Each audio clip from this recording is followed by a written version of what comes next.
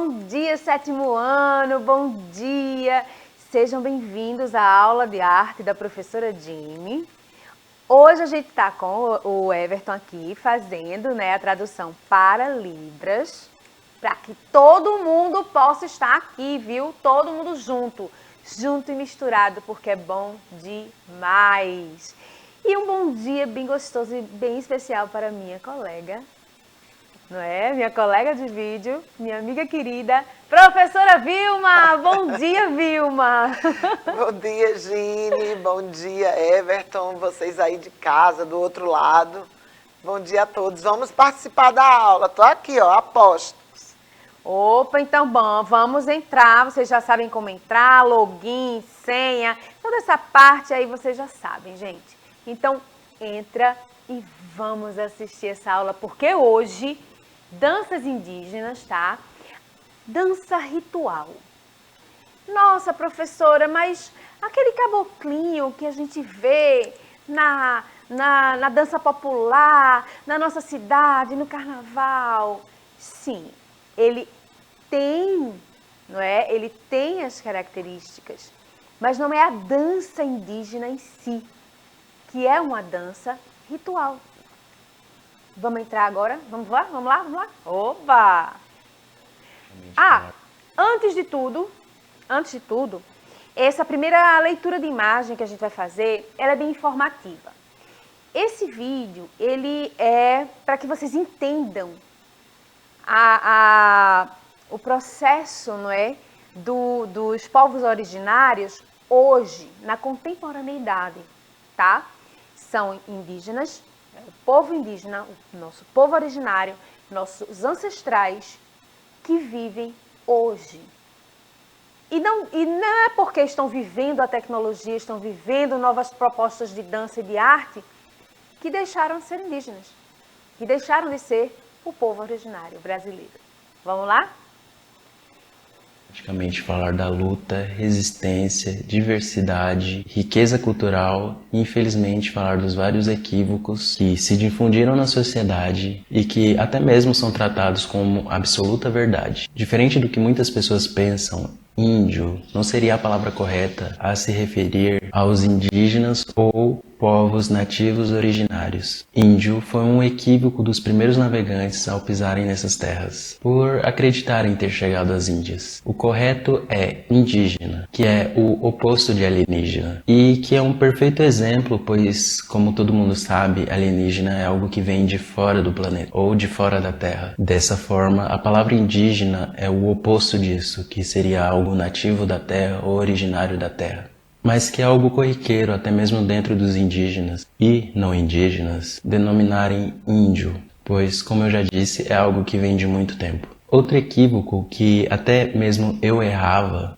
era da maneira correta que deveria ser nomeados os grupos indígenas. Tribo, por exemplo, é incorreto. É ultrapassado e é uma denominação europeia criada para hierarquizar os diferentes povos, do selvagem ao bárbaro e, por fim, o civilizado. O que é um erro, pois povos, diferentemente disso, não são superiores ou inferiores, apenas têm costumes, tradições e organizações sociais e políticas distintas. Outros termos que são melhores para se referir a nós, no lugar de tribo, é povos, nações. E se fosse referir ao território que a gente mora, comunidade, aldeia, ou mesmo perguntar a denominação na língua originária do povo que você está mencionando. Os Guarani, por exemplo, utilizam o tecoá. O mais adequado é nos chamar de povos originários ou povos indígenas, porque abrange mais toda a riqueza e diversidade étnico-cultural. Se ainda resta alguma dúvida sobre isso, em 2007 foi segurado pela Organização das Nações Unidas, ou ONU, a denominação povo se referindo a indígenas, dentro da Declaração das Nações Unidas sobre o direito dos povos indígenas. Outra visão errada que muitas pessoas têm acerca dos povos indígenas é sobre a aparência, acredite ou não. Muitas pessoas têm a visão do indígena com cabelo liso, pele morena e olhos puxados. Mas isso é apenas uma das várias características hoje existentes no Brasil. Ainda mais se tratando de um país tão grande como o nosso. No sul, logicamente, os indígenas têm uma aparência diferente dos povos indígenas do norte. tanto por motivos geográficos como clima, ou como no Nordeste, em que os indígenas sofreram bem mais, pois foram os primeiros povos que tiveram contato com os Warazu, ou por vezes perseguidos e impedidos de praticarem sua cultura, e hoje sendo discriminados ou às vezes criminalizados, sendo chamados até de falso índio, por não parecer mais com o estereótipo de indígena. Mas esses povos vêm de um processo de luta, reafirmando suas identidades e revivendo suas culturas. Um grande exemplo que vem dando muito certo são os Pataxó, que lutam diariamente para reconquistar suas origens e práticas culturais, que até então foram perdidas no tempo. Temos indígenas com diversos traços físicos: alto, baixo, magro, gordo, loiro, moreno, cabelo enrolado, liso, pele clara ou escura. Nosso país é extremamente diverso. É de se esperar que os indígenas também apresentem.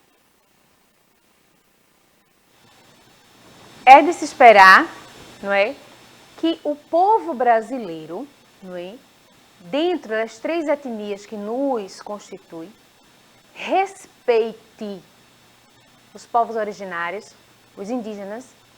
Por quê? Porque não é porque a pele houve a miscigenação e a pele já é mais clara ou mais escura, ou o cabelo é menos liso e mais crespo, ou mais crespo e menos liso, enfim, que ele vai deixar de ser indígena. Então, estereótipos, eles precisam ser quebrados, né? Preconceitos precisam ser também aniquilados. E essa primeira leitura de imagem, ela foi importante exatamente para que até a nomenclatura vocês possam renovar, não é? As nomenclaturas, a maneira de se referir. Então, eu achei esse vídeo, né, muito importante. Muito bom. E muito esclarecedor, né? Isso, para poder a gente ter uma noção exatamente da situação dos povos originários na contemporaneidade. Pois é, e é muito difícil, né? Porque até bem pouco tempo a gente tinha mesmo na escola, né? Uma forma de tratar com um distanciamento. Isso. Como se os indígenas fossem algo do passado. Isso. Como se eles não fizessem parte da sociedade brasileira hoje. Isso. Né? Quando, na verdade, é extremamente comum. É comum, hoje, na contemporaneidade, eu estar numa faculdade e me sentar ao lado de um indígena. Eu sendo hoje parda, miscigenada, morando no bairro tal, ele mora na aldeia, né, na comunidade tal. E tem muitos indígenas morando nas cidades também, porque ao longo do tempo eles perderam, né? Eles perderam as terras, muitos se atrapalharam, digamos assim, né? No meio, na história, no meio do caminho, e perderam esse contato direto com a natureza, aquela vida em comunidade nas aldeias, vieram para as cidades em busca de melhores condições de vida, mas eles não deixam de ser indígenas por causa disso, não. Isso é muito importante que vocês, desde já, se apropriem, tá, gente? Então, vamos agora para as danças, né? A dança popular, ela é uma forma de expressão, não é? É a arte de usar o seu corpo para exprimir-se, não é? Através de movimentos ritmados, não é? E passar uma mensagem estética, uma mensagem que remeta a estética. Ela envolve não só as questões filosóficas, sociais, mas o belo, né?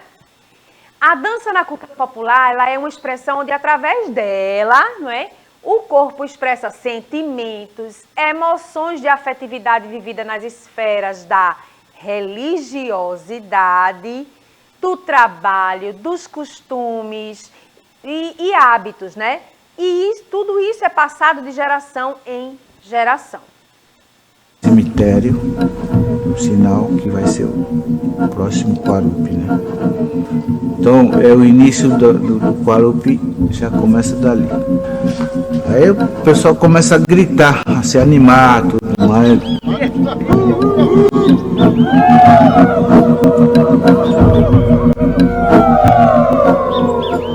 Pronto, aí já todo outros aldeias fica sabendo, a notícia espalha, né? Que vai ter o Quarupi no próximo ano.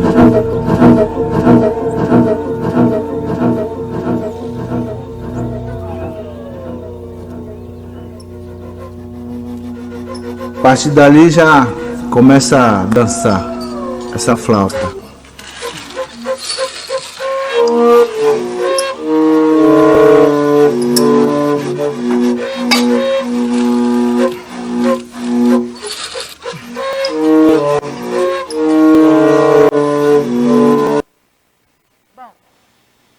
Passei aí para vocês uma leitura de imagem do início do Quarupi, né? A preparação do espaço onde as toras que representam os antepassados que vão ser chorados no Quarupi, né?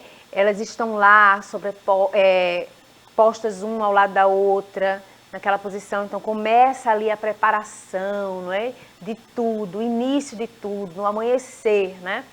E o Quarupi, ele é dançado, até a parte da luta ela é dançada, né?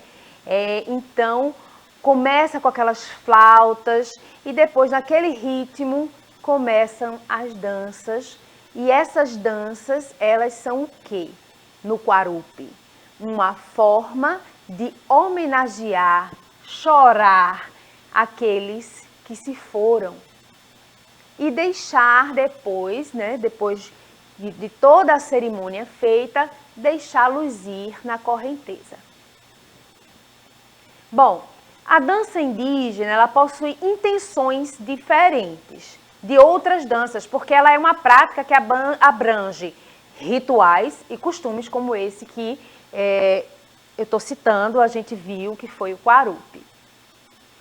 O Quarupi, ele é um ritual de homenagem aos mortos ilustres, celebrado pelos povos indígenas da região do Xingu, no Brasil, não só do Xingu, tá, gente? Outras regiões também. O rito, ele é centrado na figura de Mavut Sinim, um ser divino, encantado, que seria o primeiro homem do mundo da mitologia indígena. Em sua origem, o Quarupi teria sido um rito que objetiva trazer os mortos de novo à vida. Pois é, o querido e encantado Mavut Sinim, ele tentou, não é, trazer à vida aquelas toras, ele colocou as toras, e as toras, ele, aos poucos, durante a cerimônia, se transformariam de novo, voltariam à vida aqueles que já se foram. Tá? Mas um determinado, não é? Sempre tem, gente, aquele que quebra as regras. Na noite que Mavut Sinim disse, ninguém sai da sua casa, né? Do seu lugarzinho, da sua casa, no lugar de repouso, e ninguém pode fazer, né? Fazer filhos, não é? Exercer sua sexualidade. Neste dia, todos têm que estar em silêncio, ninguém pode sair da cabana, ninguém pode fazer nada. Por quê? Porque tem que estar todo mundo preparado e o encantamento estava em andamento. Né? Aquelas pessoas iam voltar à vida. O desavisado namorou com a esposa e ainda depois, curioso, foi olhar, ver.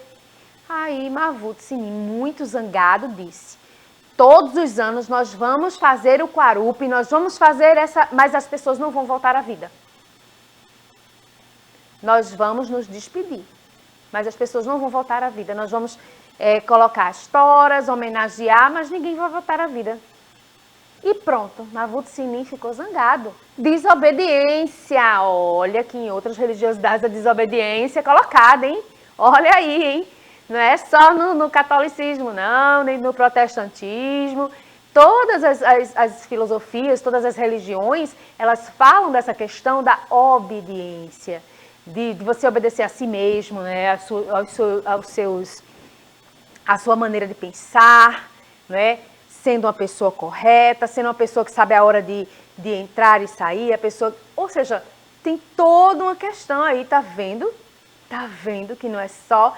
Todas as religiosidades, elas devem ser respeitadas, porque tem ensinamentos. Bom, ao estudarmos a dança indígena, precisamos entender que, resumindo, possui uma singularidade se compararmos às outras danças brasileiras ou qualquer outro estilo. Realizam esse ato com objetivo ritualístico, ou seja, de ritual. Os intuitos são os mais variados, como espantar maus espíritos, expulsar doenças, agradecer a colheita, agradecer a caça, marcar a mudança da fase jovem para a fase adulta, né, que culmina também com, muitas vezes, na mulher, né, com o seu casamento, e dentre outros motivos. E para os povos originários, um rapaz de 14 anos, ele já é um adulto, tá? Ele já é um homem adulto, ele já pode constituir família e ele já tem uma participação ativa na sua comunidade. Vamos ver o ritual da promessa? Entre os pancaratus, quando a criança fica doente, é como pedir auxílio aos encantados. Faz uma promessa, né? E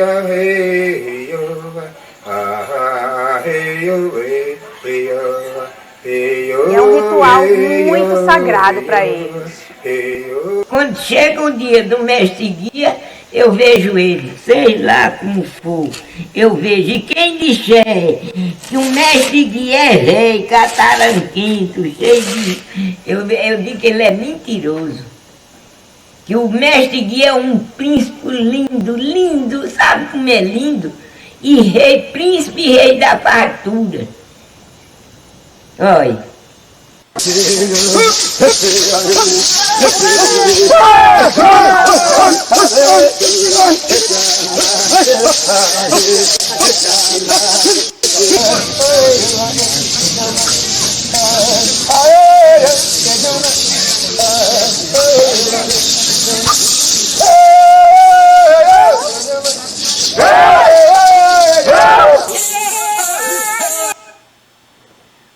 Bom, deu para ver que eles têm a devoção e o amor aos seus encantados, eles têm nome, eles aparecem em sonhos, né? Assim como em todas as religiosidades existe essa questão, por exemplo, no catolicismo, existem muitas pessoas que dizem, né, que viram Nossa Senhora e receberam suas graças, suas bênçãos.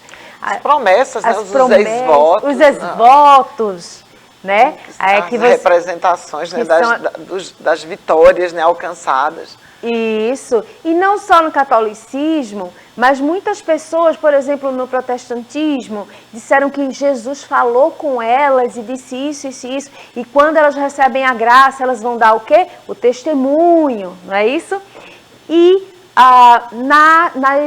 de matriz africana, que sonhou com tal orixá, com a Iemanjá, então depois que consegue a bênção e a graça, né, concedida pela orixá, vai dar sua oferenda de agradecimento.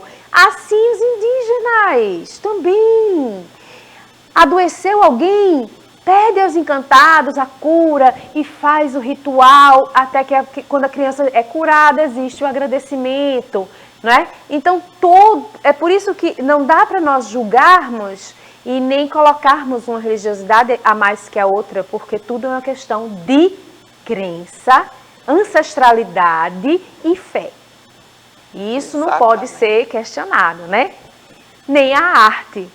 A dança é uma arte, mas a arte de se expressar.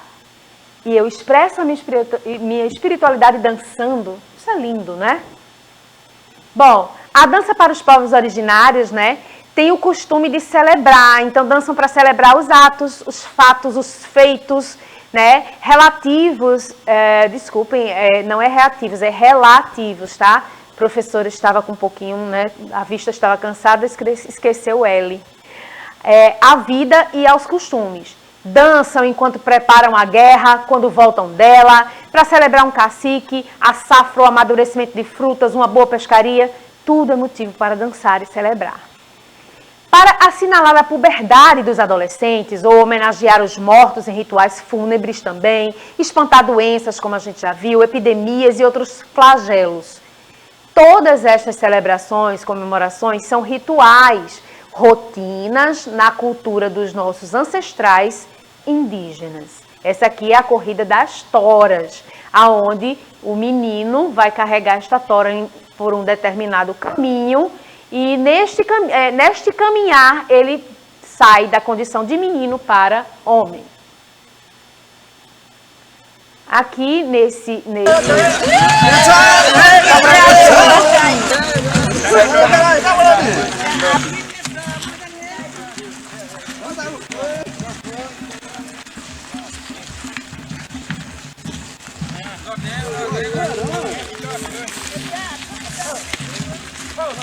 eles começam devagarzinho, daqui a pouco estão correndo. Bom, a dança para os povos originários ainda, né? É o ritual de passagem das meninas, às vezes a gente ficou para falar depois, né? Também faz parte do Quarupi, ele está inserido no Quarupi. Durante a cerimônia, elas são apresentadas para... Esse texto está um pouco desatualizado, não é mais tribo, para a comunidade, não é para a aldeia. Depois de um período de 1 ano de reclusão dentro de casa. Elas passam 1 ano dentro de casa aprendendo a ser uma mulher, uma dona de casa, uma mulher atuante na comunidade. E esse período ele encerra a puberdade e é compreendido pelos indígenas como um momento de reflexão, né? E ela passar realmente o ano refletindo e aprendendo a vida de uma mulher, não mais de uma menina. O Quarupi é uma madeira que dá nome ao ritual indígena, tá? Cujo significado para os índios é a despedida dos mortos e encerramento do período de luto. No final, todo mundo, no final dessa celebração, ninguém mais pode chorar. O que foi para ser chorado, foi chorado, ninguém mais chora. Cada morto celebrado no ritual ele é representado por um tronco de madeira quarupi, que é ornamentado, como vocês estão vendo aqui nessa imagem, e jogado no rio Culuene ao final da cerimônia. Durante a celebração quarupi também é realizado o ritual de passagem das meninas, como a gente já viu.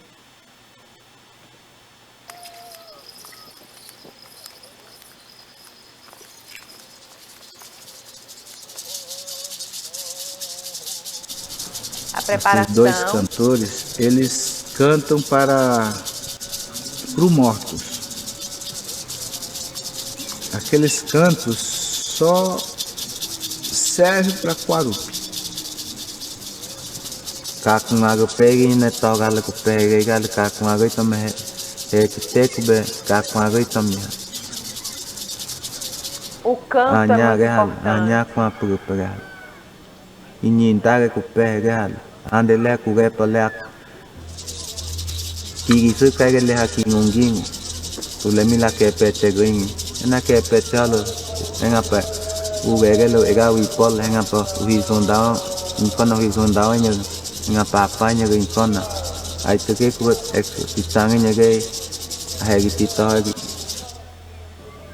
tahaku ke tiheto tahaku tahaku ke tiheto hoi kiginyu hata ke tihenu tahaku ki nya legalo hiteke angiagi le kupe. Vejo a responsabilidade, né, em cima da dança e do canto. Ele toca o maracá, não pode errar o ritmo, todos os têm que estar em sincronização para que o espírito se sinta feliz. Tipicamente, o ritual inicia com a chegada de grupos de indígenas de outras aldeias que ocorrem em meio a muitas mudanças. Depois, alguns indígenas vão ao mato, cortam um tronco de quarupi, constroem uma cabana de palha em frente à casa dos homens e sob ela fica o tronco, fincam, né, o tronco no chão. A seguir, o tronco recebe uma decoração acompanhada da cantoria, que elogia o aspecto formoso do Morequeuá, que está sendo homenageado, falando com ele como se tratasse de uma pessoa viva.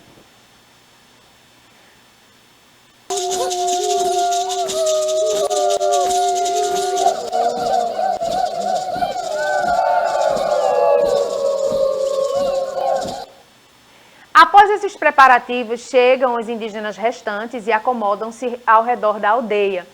Armam-se uma fogueira em frente ao tronco, sucedem-se danças, cantos e um indígena de cada grupo vai ao fogo escolher uma chama para acender as fogueiras dos outros grupos, pequenos grupos que ficam ao redor. À noite acontece o momento de ressurreição simbólica, aquela ressurreição, né, que não aconteceu, que Mavut Sinim estava fazendo e o desavisado chegou lá e fez errado, né? Simbólica do chefe homenageado, sendo um momento de grande emoção. Então as carpideiras, que são as mulheres que choram, né, começam o choro ritual. Até para chorar é o ritual, tá, gente? Sem que os cantores em volta sejam interrompidos. A cantoria continua, a dança, a movimentação continua e as carpideiras fazem o choro. É um coro de choro, né? Um coro chorado. Os primeiros raios de sol do dia seguinte, o choro e o canto cessam. Os visitantes anunciam sua chegada com gritos e iniciam competições entre os campeões de cada aldeia, seguida de lutas grupais, né, as lutas grupais para os jovens. Então o Morecauá da aldeia que cedia o Quarupi se ajoelha diante do Morecauá de cada comunidade visitante e em sinal de boas-vindas lhe oferece peixe e beiju, que são distribuídos entre os seus. Aqui, ó, terminadas as lutas, ocorre o ritual de troca, né, Moitará, onde cada aldeia oferece produtos de sua especialidade. O ritual é encerrado com o tronco sendo jogado às águas. Bom, eu gostaria de que vocês pesquisassem, nessa atividade que eu estou propondo, é que vocês pesquisassem imagens de outras danças indígenas, escrevessem sobre elas e apresentassem para o seu professor ou professora e, possivelmente, em sala de aula. Professora Vilma, vamos nos despedir? Pois é, a aula foi ótima, aprendi muito hoje sobre o Quarupi. E aí, na próxima aula, aprender mais sempre, né? Vamos sempre, né? Obrigada por estar aqui com a gente, né? Obrigada, Everton, obrigada a vocês. Espero que tenham gostado e até a próxima semana. Aqui, hein? Não me esquece, não. Beijo pra vocês.